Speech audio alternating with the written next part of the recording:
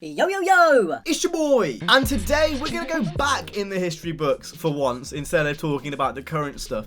And we're going to talk about Need for Speed 2015. So this video originally was actually supposed to be about Need for Speed 2015, but I do go on a tangent a bit later about Heat. So if it just starts to seem like I'm not actually talking about Heat and I've just used it in the title for no reason, just stick with me. I promise I'll talk about Heat eventually. Now, Need for Speed 2015 holds a very special place in my heart. It was the rebirth of what Need for Speed means to me, at least. I know a lot of people are going to say in the comments, or not a lot of people, a few people are going to be in the comments like, and you can be that person, I get it. I like supercars as well, but that is the minority of the fan base. Like, the majority of the fan base wants customization. They want illegal street racing. That's what people want. And 2015 was the return of that, and, you know, then we have Payback, but we don't need to talk about that. And I just kind of want to talk about Need for Speed 2015's atmosphere. I've made videos about this before, but with Heat now coming out, there's a lot of things which cross over. There's a lot of things which are important because, you know, overall, the atmosphere, I think, is one of the most integral things outside of actual gameplay elements, like in a game. All of this actually stemmed from this Reddit post. Like, so as you can see,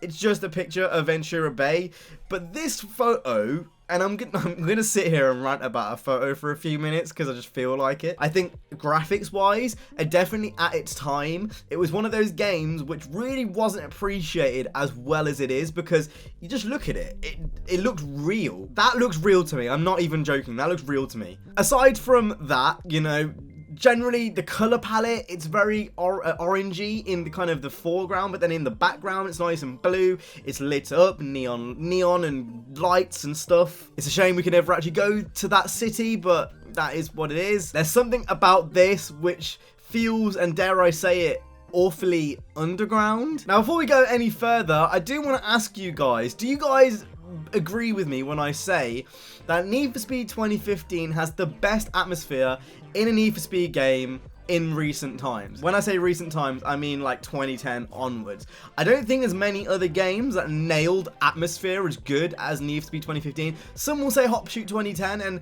you know, yeah, I guess in some ways it had a lot of personality, but I don't really remember actual landmarks in that game. I remember kind of like songs, I remember cars, but I don't really remember landmarks, as where with 2015 I could name all the districts and tell you exactly what it is. There's definitely certain landmarks I could tell you know, the police stations all looked like very, very specific and certain and just fit the game perfectly. You know, the story was terrible, and I'm not going to sit here and say that added to the atmosphere because it could have been a lot better. But, you know, at least it had, even in the story, you know, Travis was the one saving grace. I'm gonna genuinely put my hands up and say I want to see Travis back at some point in Need for Speed. They have done that with many other characters before. For some reason, they only seem to take from Most Wanted and Underground. Like, there's no other characters which really come back. It seems to only be kind of that black box era. It would be really, really cool if they brought some other characters back that have featured, you know, throughout the series. For example, I would love to see Travis in maybe Heat or an upcoming game. I think it'll be a bit late now for Heat since everything's already probably confirmed, but for an upcoming game or expansion, whatever, I'd love to see Travis back. I think he was a character that they absolutely nailed in 2015, which is weird because it didn't really seem like they had a clue what they were doing with any of the characters in Need for Speed 2015. There's just something about LA and Need for Speed and illegal street racing for me which they nailed really, really well. And and that's one of the reasons why I'm talking about the atmosphere now and why it's so important going into Heat. Now, the trailers, I'm going to talk a bit about Heat's trailers because there's a lot to unpack here. This is a bit more of a deeper topic than just talking about the atmosphere, because we're going to go and delve into Heat's atmosphere a little bit now. So the first few trailers, or at least the first trailer for me, was super, super weird. Stop, start, stop, start, stop, start. It wasn't necessarily what I wanted to see. It was just a bit weird.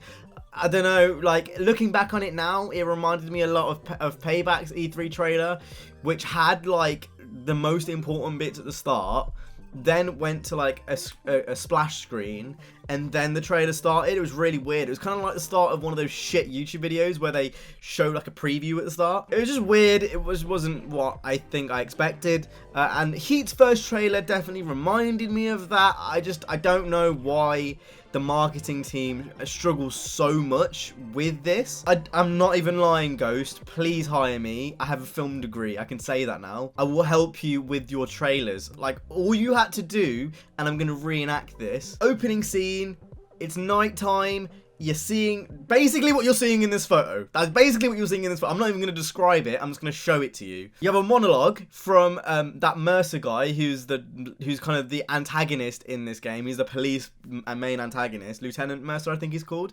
Basically panning into the city, saying, in the daytime there is, in the nighttime is gritty. Races around the city, they are no, maybe not quite like that, but you get the idea. The camera will be panning into this photo, and the cop would be like, racers, I hate them, I want them to die, I don't like them, they're dickheads. And then it panned to a shot of, you know, a car driving, maybe like a customized Rocket Bunny BRZ in pink with a livery, and then it would be Lieutenant Mercer going and hitting him out. Then comes the EA logo, then comes the Ghost logo, then it's Lieutenant Mercer in the daytime, and it's him overseeing one of the Speed Hunters showdowns. They're racing around in the daytime. You get the idea. That's how it would be, not this. I said right now! This is really fucking weird. I literally will do this over at Ghost. I know how to write scripts properly.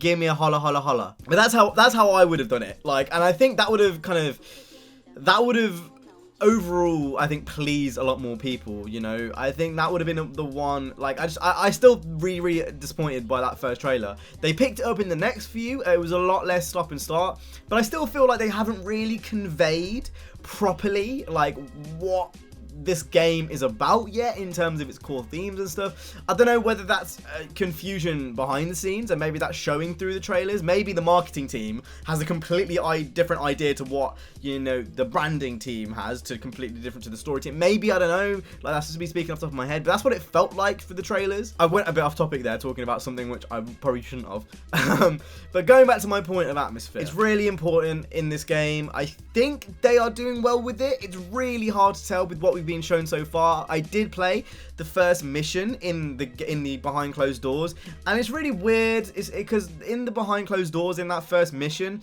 it was such a much more gritty vibe than anything we saw you know, actually publicly at Gamescom. It was completely different. I'm gonna draw parallels to Cross in, you know, the first scene that I saw, the first cutscene I saw. I'm not gonna ruin anything here for you. I'm just gonna draw some parallels. Like, I saw parallels from Cross and Darius and all that kind of stuff.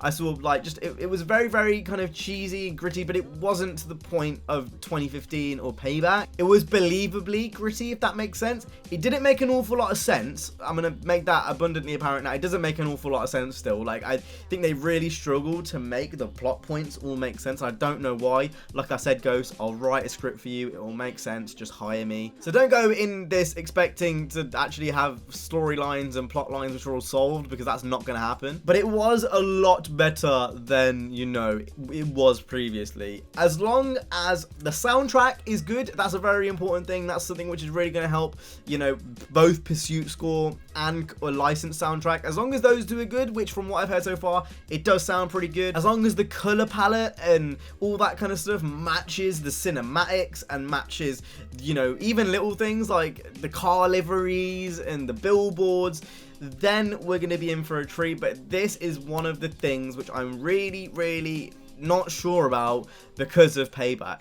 The only reason why I have doubts about this game is because of Payback. I don't know, like, Payback just hasn't filmed with all of what I hope for this game, just because of what a complete 180 it was to everything they went on, basically. It still completely boggles my mind how they can go from 2015, which in terms of atmosphere is one of the best Need for Speeds, you know, like in recent memory, to Payback, where, you know, the story doesn't even make sense. Like, at least in 2015, when they were all friends and stuff, it made sense. You know, to be honest, if you're playing a Need for Speed game for its story, then you're kind of in the wrong to begin with, because that just doesn't really make much sense. But my point in mentioning that is the fact they are polar opposites. There's no consistency with the Ghost games. They're all complete polar opposites, at least in theme and atmosphere to each other, and that's kind of where I'm going with that. Rivals is obviously Rivals, and then 2015 is kind of this illegal underground game, and then Payback is kind of like a Fast and Furious, a modern Fast and Furious game. It's really weird. It's going to be interesting to see, but that's all I really have to say in this video. Atmosphere is important. What do you guys think about Atmosphere? Let me know down in the comment section down below. That's been it from me today. I hope you guys enjoyed. If you did, hit the like, subscribe. I'll see you guys in the next one. Stay safe and peace.